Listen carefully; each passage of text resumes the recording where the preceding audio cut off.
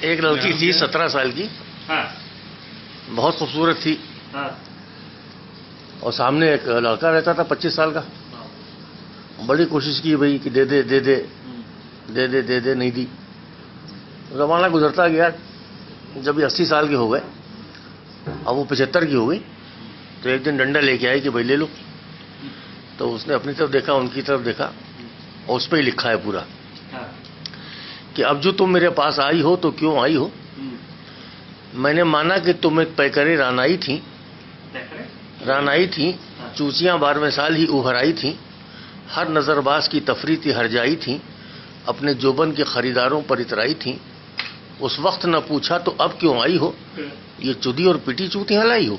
اب جو تم میرے پاس آئی ہو تو کیوں آئی ہو؟ مجھ کو یاد ہے تمہارے وہ نکیلے جوبن، رس چومے رس بھرے رسدار رسیلے جوبن، جن کی نوکیں چبھے دل میں وہ نکیلے جوبن. اب کیا رہا، اب تو ہو گئے ڈھیلے جوبن. ہاتھ کتنے حرامیوں نے گرمائے ہیں، اتنے کھینچے ہیں کہ پیٹ پہ لٹکائے ہیں. اب جو تم میرے پاس آئی ہو تو کیوں آئی ہو؟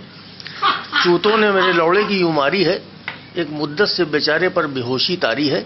اب نہ سدھ ہے، نہ احساس ہے، نہ ہوشیاری ہے. یہ ایک ہیرو ہے جو معذور اداکاری ہے. اب تو لہنگے کی ہوا سے بھی نہ ہوش آئے گا، کھول کے لیٹ بھی جاؤ تو نہ جوش آئے گا.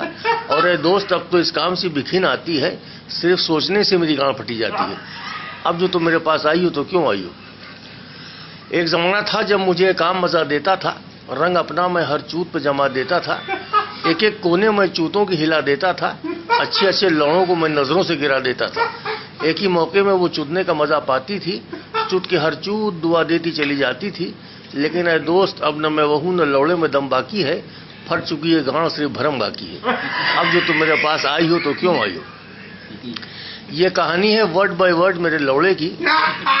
سر نیچے رہتا ہے، نیچی ہے نظر لوڑے کی، گاڑ میں گھس گئی سب اینٹھ میرے لوڑے کی.